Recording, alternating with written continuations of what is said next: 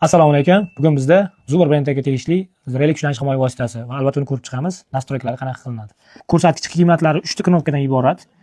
Ya'ni tepa tarafi bosganimizda eng baland qiymatni belgilash, ya'ni 250 volt. Bu o'zi zavodskoy 245 ta bo'ladi. Biz buni 250 voltga to'g'rilab qo'yganmiz. Bizga agar 250 volt balandlik qiladigan bo'lsa, 240 voltga sozlab qo'yishimiz ham mumkin, albatta stabilizatordan keyin. Xo'p. Endi o'rtani bosib chiqib ketamiz. Pastki knopkani bosganimizda nima ko'rsatadi? Pastki knopkani ko'rsatganimizda albatta bizda kuchlanish qiymatimiz 220 volt emas, undan pastga tushib ketdi. Albatta biz bu pastki knopkani bosish orqali, ya'ni minus knopkasini bosish orqali kalibrovka qilamiz. Ya'ni pastki bosganingizda migat qiladi. Migat qilgandan keyin o'sha kerakli sozlamaga erishiladi.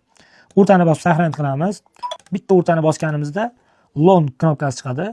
Kichkina longga o'xshash knopka. Tepa tarafini bosganimizda avariy holatdan keyin yoqish vaqtini ko'rsatish. Ya'ni masalan mana bosdik 15 sekund. O'zi zavodskoy 3 sekund bo'ladi. Endi albatta qurilmalarning ishdan chiqmasligi uchun biz uni 15 sekundga qo'yamiz. 15-12 sekund oralig'i norma. O'rtani bosamiz.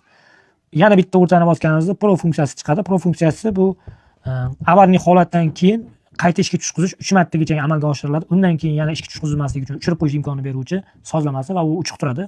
Yana bitta afzalliklardan biri bu o'zini o'zi avariy holatdan keyin qancha kuchlanish o'tkazganini analiz qilish imkoniyatini berish knopkasi. Bitta knopkani bosganimizda oxirgi ko'rsatkich mana 132 volt bo'lyapti. Demak bizda shunaqa ko'rsatkich o'tgan ekan.